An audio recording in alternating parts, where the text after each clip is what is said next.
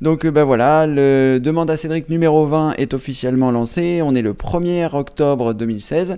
Donc samedi 1er octobre 2016, de 18 à 19h, je vais répondre aux questions des membres plus en direct. Donc si vous n'êtes pas encore membre plus parce que vous regardez cette retransmission, eh bien je vous invite à vous rendre sur le site formation informatique avec Cédric.fr. C'est ce que je vais vous montrer maintenant. Vous vous rendez sur l'accueil du site, formation informatique avec Cédric.fr. Vous descendez un petit peu dans le bandeau bleu. À partir de cet endroit, vous allez mettre votre prénom, votre adresse email. Vous allez cliquer sur oui, je veux m'inscrire. Vous allez avoir accès à un grand nombre de vidéos que je vous offre. Et si vous avez envie d'aller plus loin et devenir membre plus, eh bien, vous aurez la possibilité de le faire. Vous avez également sur cette page, si vous ne voulez pas tester les formations gratuites que je vous offre, vous pouvez directement vous rendre dans la boutique des formations. Et comme ça vous permettra de voir le niveau qui vous correspond le mieux. Donc il y a plutôt deux niveaux. Un niveau, on va dire, membre actif qui permet d'avoir accès à un grand nombre de formations.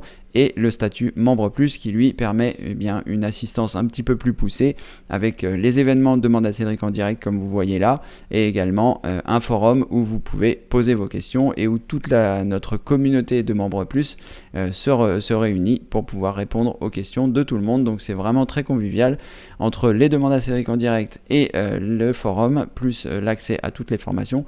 C'est vraiment un statut d'accompagnement maximal. Et donc vous pourrez rejoindre notre grande famille FIAC, formation informatique avec Cédric.fr. Allez, je vais regarder s'il y a les premières questions. Et puis comme ça, eh bien, on va pouvoir démarrer. Alors, pour l'instant, pas de questions. Alors, ça se passe un petit peu comme les fois précédentes. On va peut-être qu'à 18h10... le demande à Cédric numéro 20 sera terminé, ou alors peut-être que les questions vont arriver. En tout cas, je vous remercie à toutes et tous d'être présents dans ce demande à Cédric numéro 20.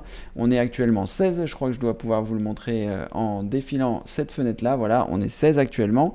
Et ça va permettre bien si vous avez des questions, si vous avez vous connaissez le principe, je ne vais pas vous le remémorer. Donc pour pouvoir poser vos questions, il faut en revanche que vous soyez connecté, mais dans la fenêtre du chat, c'est inscrit. Là vous voyez sur la partie gauche, moi j'ai la possibilité, si je le souhaite, dès que je retrouve ma souris, et vous, quand vous serez connecté, vous aurez exactement cette possibilité-là, c'est-à-dire de cliquer sur votre nom, enfin juste en dessous, et de pouvoir poser votre question. Bonjour à toutes et tous. Voilà, et d'appuyer sur la touche entrée pour valider votre question. Donc, bonjour René, bienvenue parmi nous. Alors c'est vrai que c'est un petit peu contraignant d'avoir à se tourner pour voir les questions. Malgré tout, ça va me permettre de faire du sport, c'est très bien. Donc plus vous allez poser de questions et plus je serai musclé du côté droit. Donc n'hésitez pas. Et après, je pense que l'année prochaine, je changerai mon écran de côté pour être musclé du côté gauche. Voilà.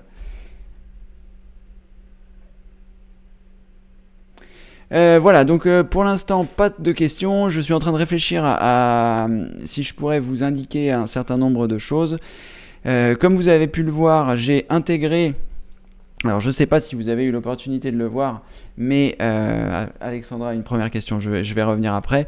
Je ne sais pas si vous avez eu l'opportunité de le voir, mais dans l'espace membre, j'ai intégré les 5 piliers vers l'indépendance informatique.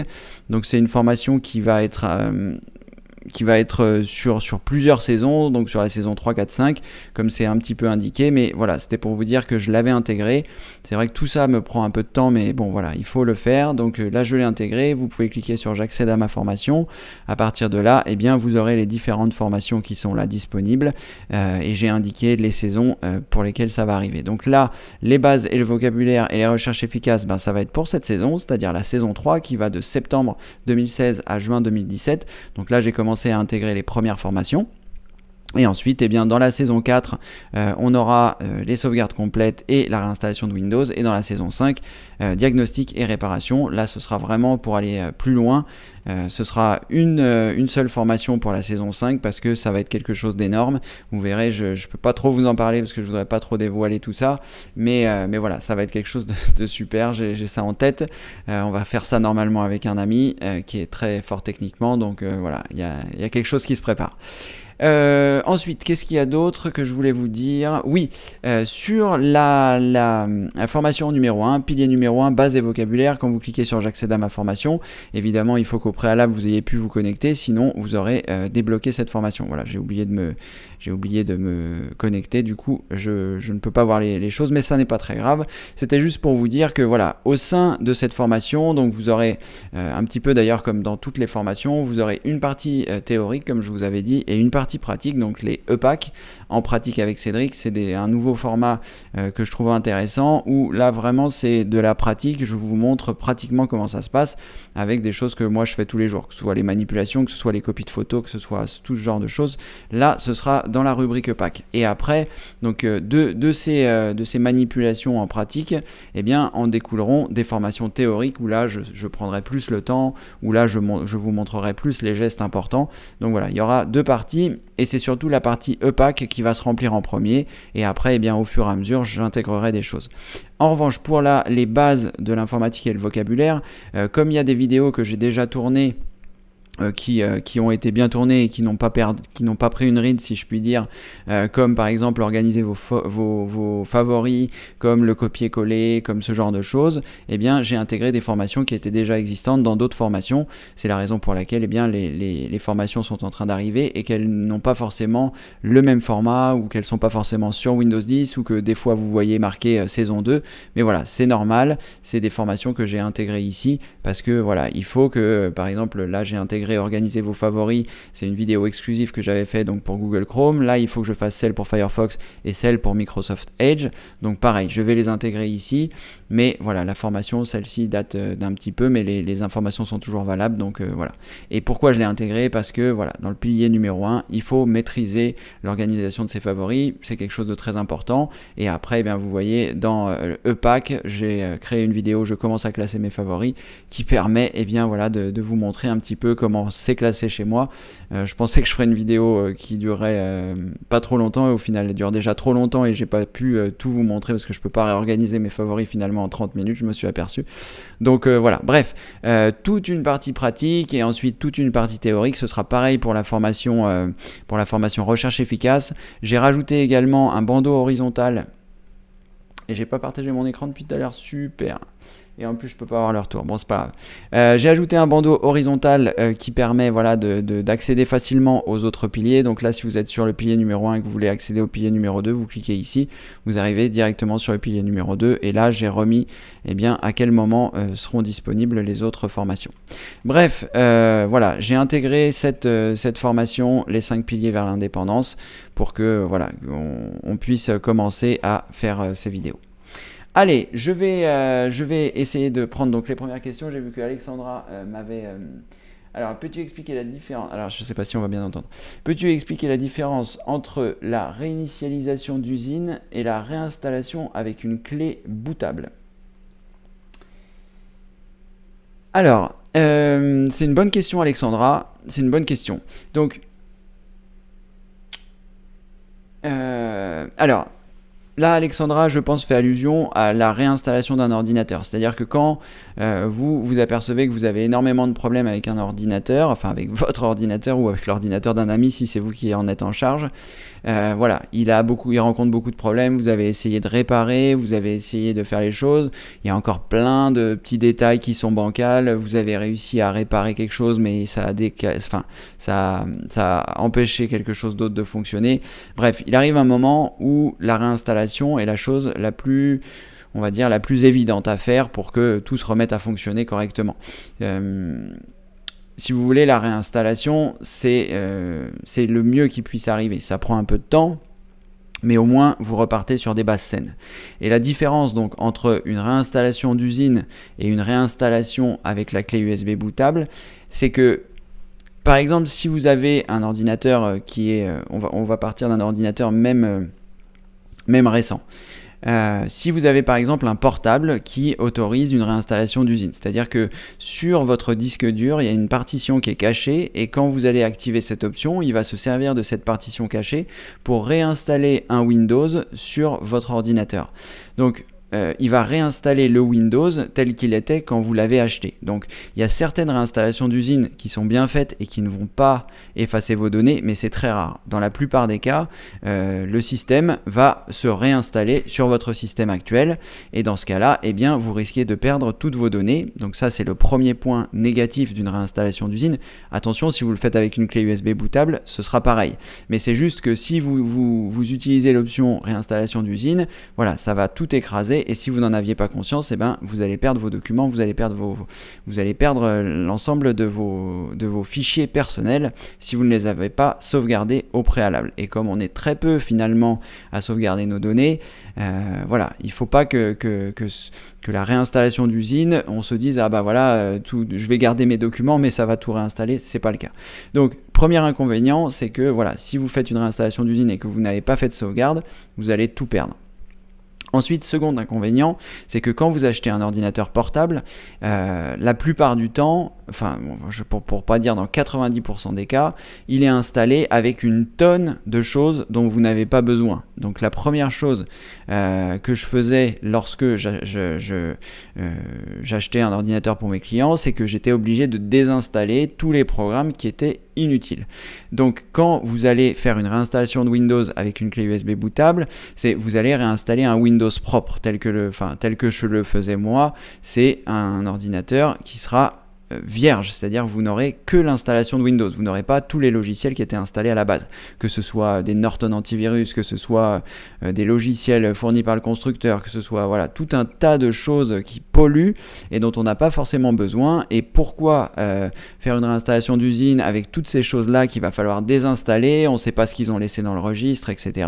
Donc c'est pour ça que je préfère favoriser une installation propre, c'est-à-dire en partant de cette clé USB bootable comme je vous l'explique dans la formation Windows 10 qui permet bien justement d'avoir cette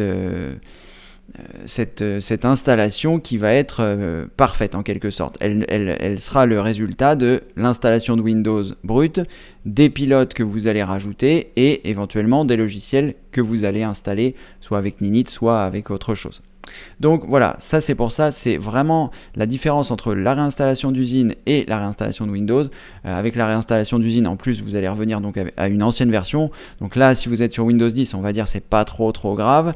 Si vous êtes sur Windows, par exemple Windows 7 et que votre réinstallation d'usine elle date d'il y a 5-7 ans, il va falloir que vous fassiez toutes les mises à jour. Ça va être très compliqué, très contraignant. Donc la raison pour laquelle voilà, je n'aime pas trop les réinstallations d'usine, c'est pour cette raison-là. Il vaut mieux partir d'une installation propre et voilà. Et comme de toute façon, faire une réinstallation d'usine ou faire une réinstallation à partir de la clé USB, c'est presque pareil au pilote prêt, mais aujourd'hui tous les ordinateurs portables, tous les constructeurs ont un site sur lequel vous pouvez récupérer vos pilotes. Donc voilà, ce n'est plus tout à fait la même contrainte que c'était avant, quand il n'y avait pas internet ou quand les constructeurs mettaient pas forcément tout le temps tous les pilotes à disposition. Mais maintenant c'est le cas, donc voilà. Donc c'est pour ça que je préfère de loin la réinstallation vierge, enfin propre de Windows plutôt qu'un Windows d'usine avec tous ces logiciels polluants. Voilà Alexandra, j'espère avoir répondu à ta question. Alors Michel nous demande que pensez-vous du site docplayer.fr. Alors je ne connais pas ce site Michel, on va éventuellement aller le voir. Donc je vais me rendre sur Google, je vais taper DocPlayer. Si je l'orthographe mieux, ce serait bien. DocPlayer.fr.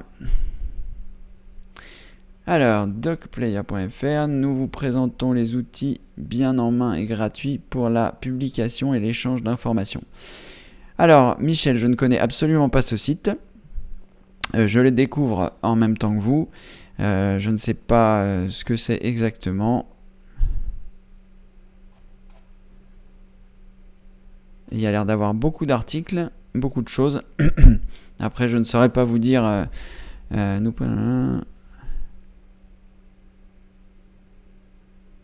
J'essaye de lire rapidement pour voir un peu ce qui est dit. Chargez autant qu'il vous faut, volume limité de fichiers chargés. Vous pouvez publier n'importe quel nombre de documents.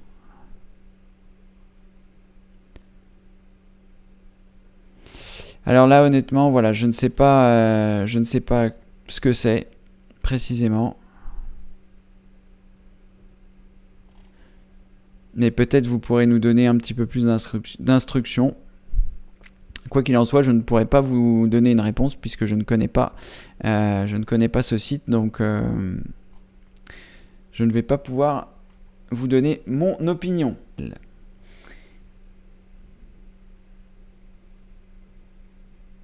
Alors, bonjour Denis, bonjour Cédric, bonjour tout le monde. Qu'entend-on par fenêtre extérieure? Alors, c'est pas vraiment très technique, Denis. C'est juste que quand tu vas cliquer sur ouvrir dans une fenêtre extérieure, il va ouvrir une autre fenêtre. Donc là, c'est comme si là je suis sur mon navigateur et que je fais une nouvelle fenêtre. Voilà, ça va ouvrir ça dans une fenêtre qui est distincte. Ça ne sera pas dans un onglet. L'onglet, c'est quelque chose qui est... D'ailleurs, j'arrive même pas à le mettre dedans. Bon, c'est pas grave. Donc l'onglet, ah ça y est peut-être, non, toujours pas. L'onglet, c'est quelque chose qui s'ajoute dans une même fenêtre. Et dans cette même fenêtre, on a la possibilité de passer d'un onglet à l'autre. Et le fait de l'ouvrir dans une nouvelle fenêtre, eh bien, c'est que ça ouvre une fenêtre distincte et qu'on va avoir la possibilité de positionner à l'endroit de notre choix ou même de partager en deux. Donc pour ce faire, vous appuyez sur la touche Windows et sur la flèche de droite et ça va mettre en partager de moitié votre écran. Si je le fais avec la seconde fenêtre, je peux appuyer sur Windows et gauche et donc dans ce cas-là, je vais avoir une fenêtre à gauche, une fenêtre à droite. Et une petite astuce que j'ai découvert il n'y a pas très longtemps, c'est que vous avez la possibilité de modifier en fait la taille du partage. Alors je sais plus comment j'avais fait. Peut-être pourquoi est-ce que ça ne fonctionne pas alors que ça a déjà fonctionné. Bon, là ça n'a pas l'air d'être le cas ici. Mais en théorie, vous avez la possibilité, lorsque vous vous rendez ici, eh bien, de modifier les proportions. Là, c'est moitié-moitié. Et si vous voulez faire 2 tiers, 1 tiers, vous avez une barre au milieu. Là, je ne sais pas pourquoi je ne l'ai pas. Vous avez une barre au milieu qui vous permet bien de déplacer. Et à ce moment-là, ça réduit automatiquement la fenêtre de droite et ça agrandit automatiquement la fenêtre de gauche. Voilà, là, je ne sais pas pourquoi ça ne fonctionne pas. Ça n'est pas très grave, vous pourrez l'essayer de votre côté, voir si ça fonctionne. En tout cas, voilà, Denis, c'est ça une fenêtre externe, c'est juste une seconde fenêtre, ça ne va pas l'ouvrir dans un nouvel onglet. Alors, Philibert, ouvrir une nouvelle fenêtre avec les questions. Alors, pourquoi? Qu'est-ce qui se passe là? Oui, c'est bon. Alors, je vais revenir là, pardon. J'ai encore un peu du mal à passer de mon écran à un autre. Alors, à Denis, ouvrir une nouvelle fenêtre avec les questions, les 3 points à droite. Voilà, donc là je peux pas vous partager. Ah bah si, mais vous le voyez sur mon écran de gauche. Quand vous cliquez sur les 3 petits points, vous avez la possibilité d'ouvrir le chat dans une nouvelle fenêtre. Et là, donc comme je vous le disais, bah, ça va ouvrir une nouvelle fenêtre où il y aura que les questions.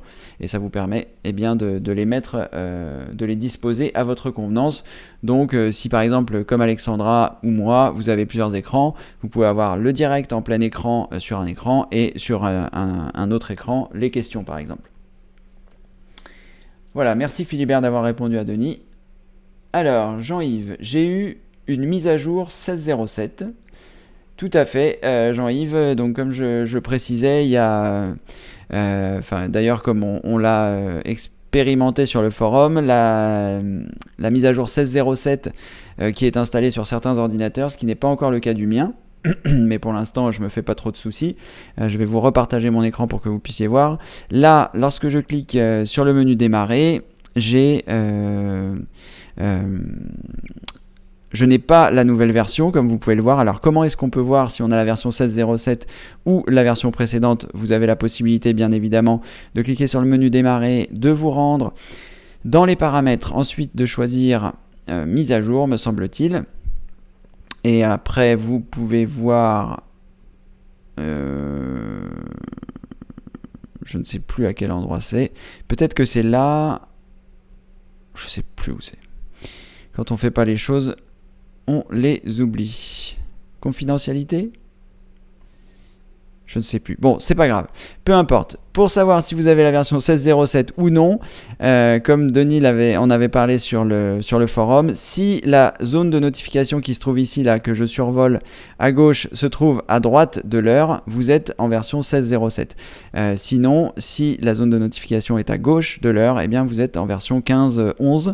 Et vous pouvez le voir aussi au menu démarrer. Lorsque je clique sur le menu démarrer, j'ai ici un certain nombre d'informations et les tuiles qui se trouvent là.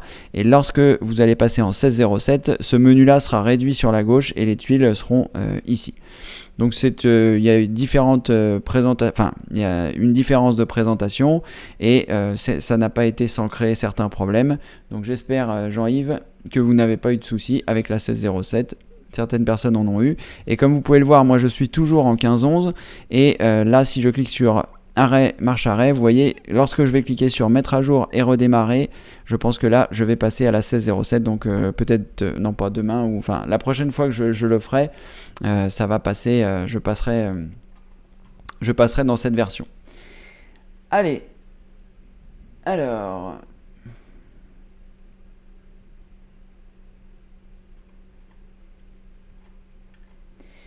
René, bonjour Cédric, je veux installer un logiciel de retouche photo. Photoshop est hors de prix et difficile pour un amateur moyen. Que choisir entre Paint.net et GIMP 2? Alors, René, c'est une bonne question. Néanmoins, je ne suis pas sûr de pouvoir vous répondre. Alors, si les autres membres ont déjà des retours, si vous voulez... je comprends tout à fait par rapport à Photoshop. C'est vrai que Photoshop c'est cher, à la fois si vous l'achetez ou à la fois si vous prenez la version mensualisée. Donc c'est vrai que c'est assez cher et que c'est pas forcément, enfin c'est un logiciel professionnel. Moi, ce que je me suis dit quand j'ai choisi mon logiciel de retouche photo, à l'époque il n'y avait que Photoshop, il n'y avait pas d'autres logiciels. Je me suis dit, quitte à apprendre, enfin il y avait d'autres logiciels qui étaient gratuits ou qui étaient moins chers, mais je me suis dit, quitte à apprendre, autant apprendre avec quelque chose de professionnel pour que ça puisse me servir par la suite. Donc je ne regrette pas du tout mon choix, c'est-à-dire que j'ai commencé sur Photoshop, je crois que j'ai commencé à la version 2.1 de Photoshop, donc là on a beaucoup avancé. Et donc...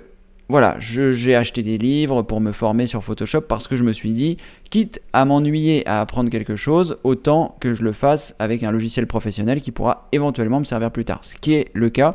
Aujourd'hui, je me sers énormément de Photoshop, que ce soit pour faire les jaquettes que vous voyez dans l'espace membre, toutes les jaquettes que vous pouvez voir ici, que ce soit voilà, pour les vidéos gratuites, pour Gmail, pour les demandes à Cédric, etc. Tout ça, ce sont des jaquettes que moi, je réalise avec Photoshop et ensuite, avec un autre logiciel, je les mets en 3D.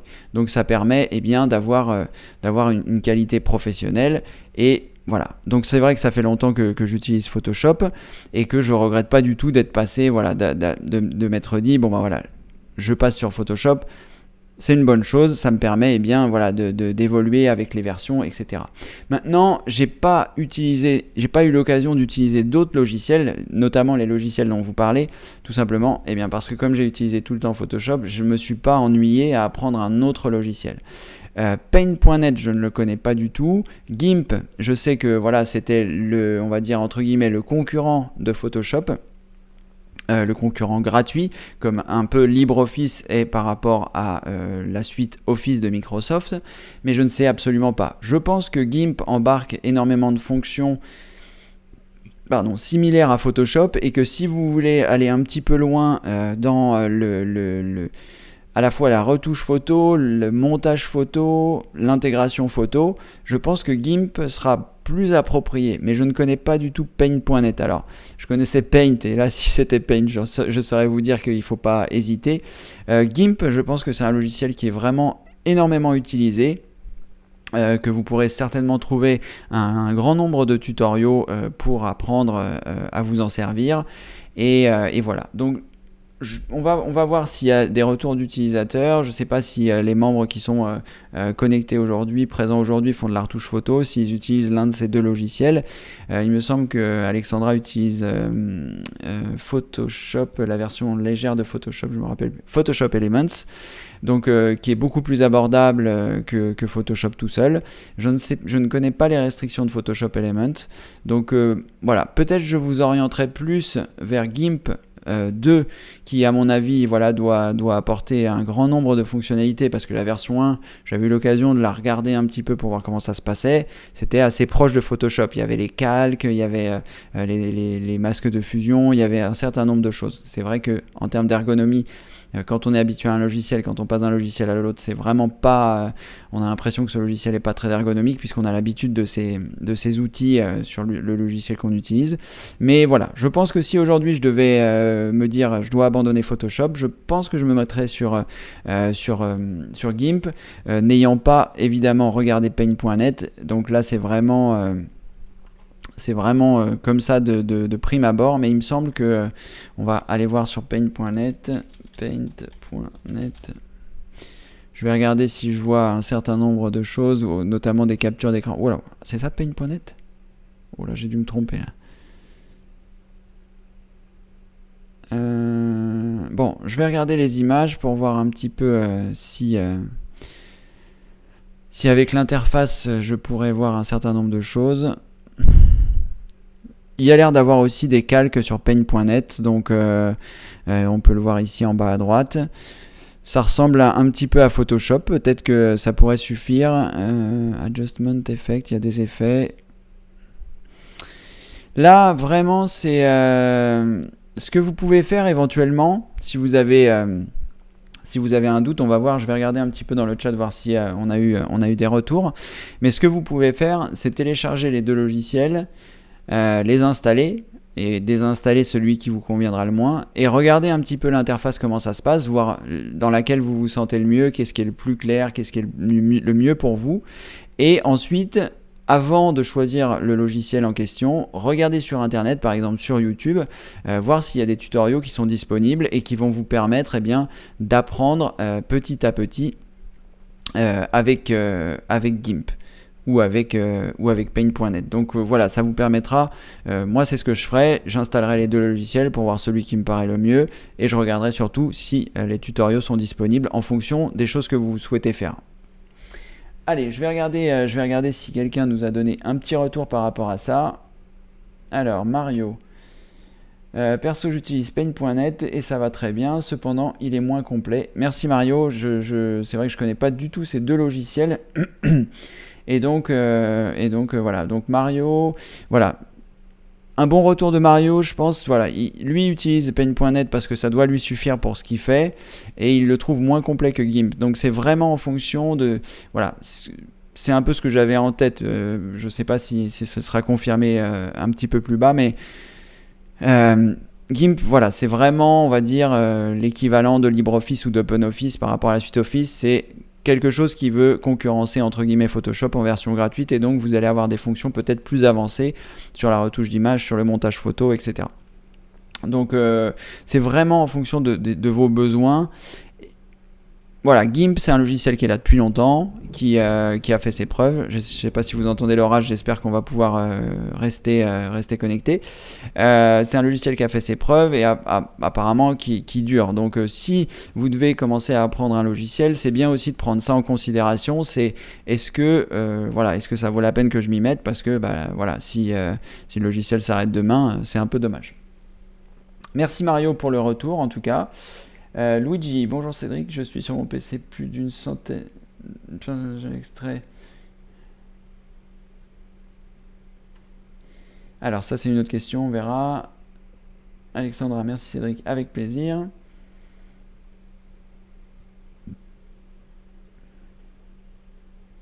Alors la fenêtre des questions ne prend qu'environ la moitié de la fenêtre principale. Ça je sais pas trop ce que ça veut dire Philibert, mais bon voilà. Dans Système. Alors pour connaître la version de Windows 10, commande exécuter WinVer. D'accord, merci Alexandra. Pour René, Il y a Photoshop Elements qui coûte moins de 100 euros. Sinon, il y a GIMP qui est l'équivalent gratuit de Photoshop. Il y a beaucoup de tutoriels gratuits. Il y a aussi Photofiltre. Donc voilà, ça vous donne... merci Alexandra pour le retour. Donc comme je vous l'expliquais à René tout à l'heure, je ne vais pas revenir dessus.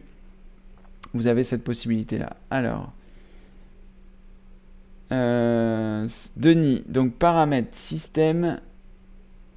Information système. Je vais quand même regarder parce que ça m'a ennuyé tout à l'heure de ne pas pouvoir le faire. Alors, paramètres. Ah, système, d'accord. Système, information système. Voilà, ok, c'est là. Merci Denis. C'est vrai que je trouve ça énervant quand je trouve pas l'information dont j'ai besoin. Donc, menu démarrer. Paramètres. Une fois que vous êtes dans paramètres, vous cliquez sur système, ensuite vous cliquez sur information système et là vous voyez la version que vous avez. Donc là je suis en 15.11 et je pense que je vais bientôt passer en 16.07, même si ça m'emballe qu'à moitié parce que le nouveau menu démarrer je l'aime pas trop, mais tant pis. Allez, on va continuer, je reprendrai ensuite la question. Alors, bonjour, perso, je me sers de photofiltre. Ariane, bonjour. Il y a des calques, des masques et aussi de très nombreux tutos. On peut aussi prendre des cours gratuits sur le net. D'accord. Voilà, donc éventuellement Photofiltre, René. Moi personnellement, j'utiliserai GIMP. Je sais pas pourquoi, mais Photofiltre, je le sens pas trop. Voilà, il y a des gens qui ont eu des soucis à l'installation de Photofiltre. Il me semble avoir déjà essayé de l'installer et d'avoir moi aussi eu des soucis. Alors que GIMP, voilà, c'est vraiment un logiciel libre avec lequel vous n'aurez pas de soucis d'installation, ce genre de choses. Alors, bonjour Cédric à toutes et à toutes. Et GIMP, un très bon logiciel, j'emploie très souvent. Gabriel. Bonjour Gabriel, merci pour le retour. Donc voilà, vous avez un panel, René, vous pourrez choisir. Vous pourrez aussi installer les logiciels et voir celui qui vous convient le mieux. Trouvez vos tutoriels sur Internet. Alors Mario, Paint.net, si on veut une version améliorée de Paint Windows, GIMP est plus complexe et offre des fonctions plus avancées. Merci beaucoup Mario, je comprends le principe, je pense que René l'a compris aussi. C'est vraiment, c'est vraiment quelque chose en fonction de vos besoins, René. Allez, on va passer à la question suivante. Luigi, alors bonjour Cédric, j'ai sur mon PC plus d'une centaine d'albums que j'ai extrait dans le lecteur Windows Media. Comment faire une copie Windows 10 ? Alors, Luigi, je pense que lorsque vous faites une extraction à partir du lecteur Windows Media Player, ce qui est d'ailleurs très bien pour les personnes qui ne savent pas, Media Player, vous pouvez rechercher Media Player en théorie. Lecteur Windows Media. Voilà. Et à partir de là, vous allez avoir la possibilité, grâce à ce logiciel, c'est bon, j'ai partagé mon écran, oui, c'est bon. Vous allez avoir la possibilité, grâce à ce logiciel, de d'extraire des albums. Si par exemple vous avez des CD de musique, vous pouvez les intégrer et à partir du lecteur Windows Media, vous allez pouvoir les extraire sur votre ordinateur, c'est-à-dire il va convertir votre CD en fichier qui va ranger en théorie dans le dossier musique si vous n'avez pas modifié les paramètres. Donc vous cliquez sur le menu démarrer, Luigi, ensuite vous allez dans dossier personnel. Si vous n'avez pas dossier personnel, vous pouvez faire Windows, la touche Windows plus E, ce qui vous permettra d'afficher l'explorateur. Et en théorie, si je fais Windows plus E, j'ai la possibilité ici d'accéder, donc quand je clique sur ce PC, d'accéder directement à ma musique. Et c'est dans ce dossier musique que vous devriez retrouver tous les albums que vous avez extraits. Donc vous faites une copie de tous les albums que vous avez dans votre dossier musique, que ce soit sur une clé USB, que ce soit sur un DVD ou sur un autre média. Et c'est ce que vous aurez sauvegardé. Donc juste pour reprendre ce que je disais tout à l'heure, grâce au lecteur Windows Media, vous avez la possibilité, lorsque vous mettez un CD et que vous appuyez sur la touche Alt, de faire apparaître un menu. D'ailleurs, pourquoi il apparaît pas ? Alors ça doit être dans gravé, en haut à droite, ici. Voilà. Pas du tout gravé. Alors, c'est peut-être parce que je n'ai pas de disque que je ne peux pas choisir l'extraction. Est-ce que j'ai un disque audio? Je vais aller le chercher rapidement, j'arrive.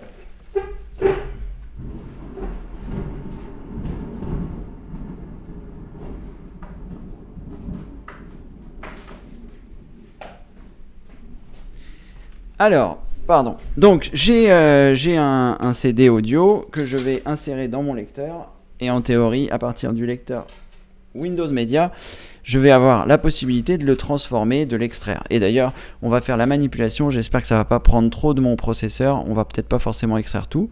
Donc là, je viens de mettre le CD. Il a reconnu l'artiste. Il va télécharger automatiquement la pochette. Il a trouvé tous les morceaux. Et à partir de là, maintenant que j'ai mis le CD, vous voyez, j'ai la possibilité d'extraire le CD ici. Donc je peux choisir paramètres d'extraction. Donc je vais cliquer ici et je vais choisir option. Enfin, soit je peux déjà choisir le format, donc je vais demander qu'il me l'extrait en MP3 puisque c'est un format qui me permet à la fois de compresser le CD et à la fois de le relire sur différents médias. Donc là j'ai choisi MP3, la qualité audio, donc vous pouvez choisir ce que vous souhaitez, plus ça va être grand ici, plus la qualité sera bonne, mais plus ce sera lourd, donc là je choisis la qualité 320, et ensuite j'ai la possibilité d'extraire le contenu du CD. Donc là je vais pas le faire avec tous les morceaux parce que je voudrais pas tout simplement que ce soit trop long et que ça prenne trop de mon processeur. Donc je vais décocher toutes les chansons. Ça aurait été plus simple que je clique ici pour décocher tout et que je coche celle que je veux. Donc je vais prendre celle qui dure le moins de temps possible. 3.03, ça a l'air d'être la moins longue. Et à partir de là, je vais pouvoir choisir extraire le CD. Donc je clique sur extraire le CD. Là, il va démarrer. J'espère que vous allez continuer de m'entendre de façon audible et que la charge du processeur ne va pas tout perturbé, je vais y arriver. Donc voilà, là l'extraction est terminée. Donc si je me rends dans mon dossier personnel, donc je vais faire Windows E pour pouvoir avoir à nouveau ça. Ensuite je vais dans musique et là je vois qu'il a extrait ma musique. Donc j'ai Britney Spears, le nom de l'album, parce que si j'avais plusieurs albums de Britney Spears, il les mettrait ici. Et là donc le fichier que j'ai extrait, donc qui pèse 6 mégas. Donc ça, il pèse ce poids-là tout simplement parce que j'ai choisi la qualité 320, mais j'aurais très bien pu choisir dans les paramètres d'extraction de choisir 128 et ça aurait été moins lourd. Quoi qu'il en soit, tout ce qui a été extrait ici est donc désormais dans votre dossier musique Luigi, ce qui va vous permettre de le sauvegarder. Donc à partir de là, vous allez pouvoir le mettre sur une clé USB, vous allez pouvoir le mettre sur un CD en fonction du nombre d'albums que vous avez. Ça vous permettra de l'archiver et de le sauvegarder de cette façon. Voilà Luigi, j'espère avoir répondu à votre question. Alors, je vais répondre à une question de Daniel. Bonjour Cédric, CCleaner est-il utile avec Windows 10 ? Alors c'est une bonne question, je sais pas vraiment quoi répondre par rapport à ça, tout simplement parce que je l'ai pas utilisé. J'ai pas utilisé CCleaner sur Windows 10 pour l'instant, donc je sais, c'est difficile de répondre. Alexandra avait émis l'hypothèse que c'était pas terrible, elle nous avait partagé un lien pour dire que CCleaner et Windows 10 c'était pas super copains. Elle avait aussi indiqué que quand elle avait des mises à jour, ça désinstallait CCleaner. Donc Microsoft peut-être n'aime pas CCleaner. Ce qui est embêtant avec CCleaner, c'est que si vous faites donc l'intégralité du nettoyage, c'est que vous avez la partie registre et vous avez la partie nettoyage des fichiers. Alors je pense que la partie nettoyage des fichiers ne doit pas être trop contraignante pour Windows 10 et que peut-être la partie registre, peut-être que les ruches du registre, c'est-à-dire les différentes entrées du registre, ne sont pas forcément les mêmes que sur les autres versions et auquel cas ça peut peut-être poser des problèmes. Alors comme je vous le disais précédemment, j'ai pas utilisé CCleaner sur Windows 10. L'utilisation de CCleaner, c'est quoi dans les grandes lignes ? Ça permet de nettoyer la base de registre, ça permet de nettoyer les cookies, ça permet de nettoyer les fichiers qui se mettent en cache pour les navigateurs, donc qui sont stockés sur votre ordinateur pour que ce soit plus rapide quand vous allez sur les sites que vous visitez souvent. Et donc CCleaner permet de faire tout ce nettoyage là qui permet parfois de gagner énormément de place. Alors sur la partie, on va l'installer, là je vais partager mon écran, on va l'installer. Je ne sais pas si vous aurez la possibilité... Voilà, le flux est redevenu vert. Alors, je ne sais pas si ça fonctionne correctement. Je vais installer CCleaner et comme ça, on va tester. Je ne vais pas essayer non, mais je vais peut-être même pas le tester. Je vais quand même l'installer pour que vous puissiez voir à quoi ça ressemble pour les personnes qui ne l'auraient pas encore installé. Mais je vais pas le lancer parce que ça va effacer le cache des navigateurs et que c'est un peu problématique dans mon cas. Donc là, je vais taper CCleaner directement dans Google. Je m'assure d'arriver sur piriform.com qui est donc le site de l'éditeur de CCleaner. Je vais donc choisir la version gratuite en choisissant Download qui se trouve ici. À partir de là, le téléchargement va démarrer automatiquement. Une fois que le téléchargement est fini, il va exécuter et ensuite je vais avoir la possibilité d'afficher les téléchargements. Pas du tout. Je vais donc me rendre dans mon dossier de téléchargement, Windows E pour ouvrir un explorateur. Ensuite, je clique sur téléchargement. Si lorsque vous faites Windows E, vous n'arrivez pas ici, mais que vous arrivez sur... Je vais vous montrer sur quoi vous pouvez arriver parce que par défaut, vous arrivez sur l'accès rapide, c'est-à-dire lorsque vous faites Windows E, vous allez arriver ici. Donc si vous voulez arriver comme moi sur vos différents disques durs et les différents dossiers, il faut que vous alliez dans Affichage, ensuite vous allez dans Options, vous choisissez Modifier les options. Là je vais un peu vite mais vous pourrez regarder dans le replay. Et ensuite dans Ouvrir l'explorateur de fichiers, au lieu de Accès rapide, vous choisissez ce PC, vous cliquez sur OK. Et la prochaine fois que vous ferez Windows E pour ouvrir l'explorateur, vous arriverez ici. Donc je vais dans mon dossier de téléchargement, j'ai CCleaner qui est ici, je vais double-cliquer dessus pour lancer l'installation. Donc en théorie tout devrait bien se passer. Attention quand vous faites une installation de bien choisir les différentes options qui vous correspondent. Donc là je ne vais pas cliquer sur installer, je vais choisir personnaliser pour être sûr de ne pas installer des choses que je ne souhaite pas, notamment activer l'analyse intelligente des cookies, ça je vais le décocher, rechercher les mises à jour pour CCleaner, ça je vais le décocher, ajouter les options CCleaner dans la corbeille, ça je vais le décocher, j'en ai pas spécialement besoin. Ajouter un raccourci dans le menu démarrer, pourquoi pas. Ajouter un raccourci sur le bureau, je vais le laisser pour l'instant et je l'enlèverai plus tard parce que a priori je vais pas forcément tout le temps m'en servir. Donc là l'installation démarre. Au niveau du flux apparemment on est bon, donc apparemment j'ai l'impression qu'on est revenu en direct. Voilà, là je vais décocher voir les notes de la version, je vais lancer CCleaner. Voilà, et à partir de là, donc comme je vous disais tout à l'heure, il y a une partie nettoyeur et une partie registre. Donc c'est peut-être cette partie registre que Windows n'aime pas. Donc sur la partie registre, il y avait chercher les erreurs et ensuite corriger les erreurs. Donc dans un premier temps, peut-être ce que vous pouvez faire, parce que c'est vrai qu'il n'y a pas forcément un gain exceptionnel, ça permettait de corriger certains problèmes qu'on pouvait avoir, mais malgré tout, là... on va dire que le registre pour l'instant on va le laisser de côté pour ne pas que ça pose de soucis avec Windows 10. Si vous utilisez autre chose que Windows 10, vous pouvez continuer d'utiliser le registre comme je l'explique dans les différentes formations, que ce soit mon PC toujours au top ou même le guide un PC rapide et sain. Quoi qu'il en soit, quand vous êtes dans l'onglet nettoyeur qui se trouve ici, vous avez un certain nombre de choses qui sont cochées et ça va vous permettre de savoir les étapes que va faire CCleaner. Donc là, si par exemple vous ne souhaitez pas vider la corbeille, vous décochez vider la corbeille et ça vous permet de ne pas avoir ce genre de choses. Ensuite, la première étape à réaliser, c'est de choisir analyser. Il va analyser les différentes choses de votre ordinateur, les différents fichiers que vous pouvez avoir éventuellement en cache, etc.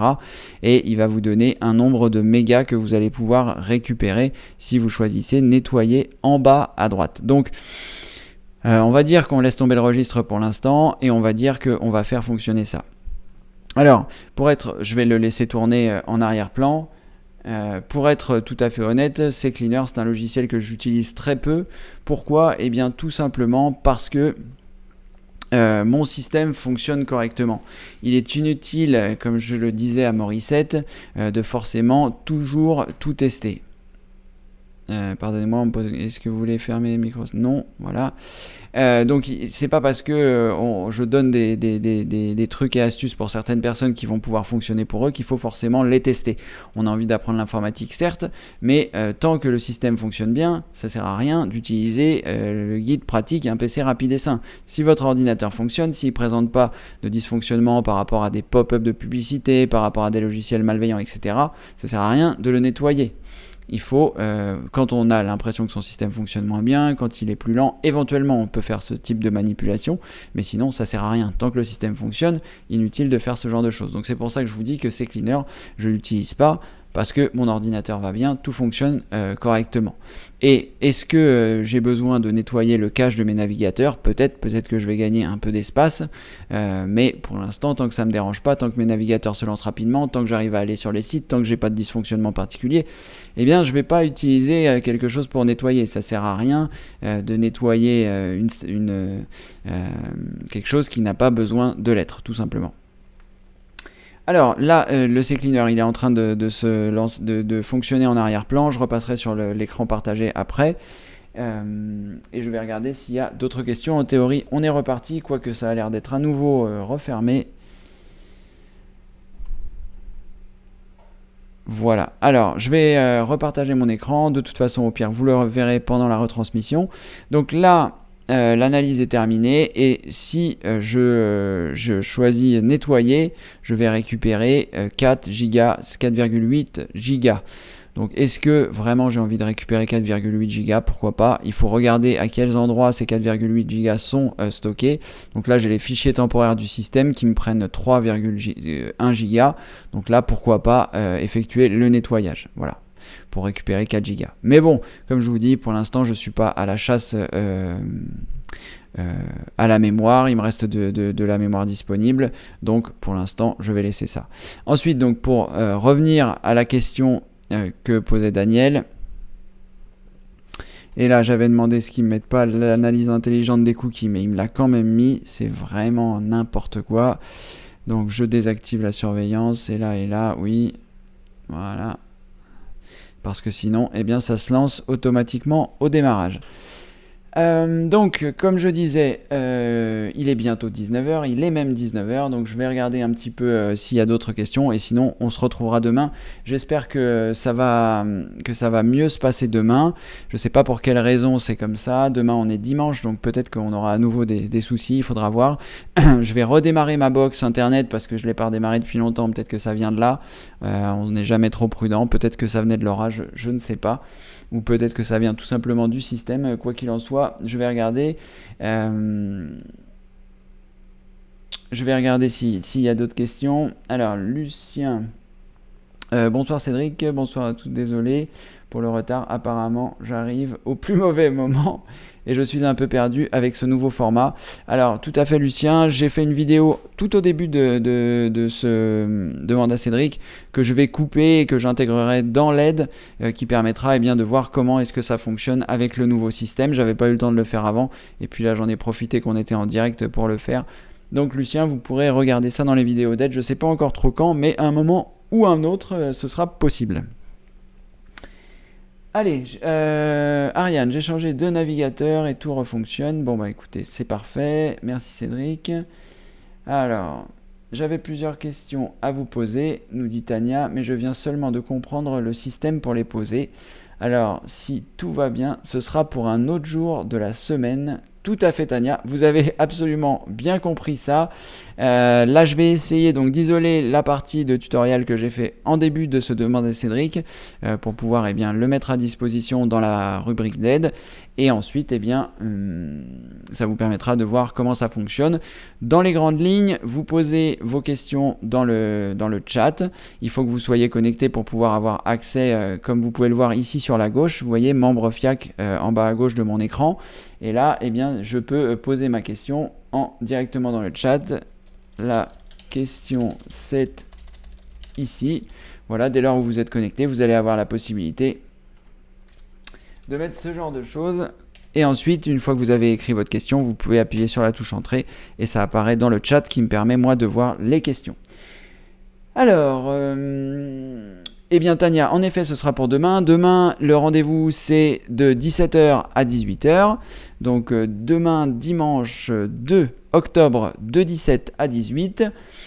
Là, c'était un petit peu une première, on a rencontré quelques difficultés, j'espère que tout va bien se passer. Je mettrai, j'espère, le plus tôt possible à disposition cette vidéo d'aide.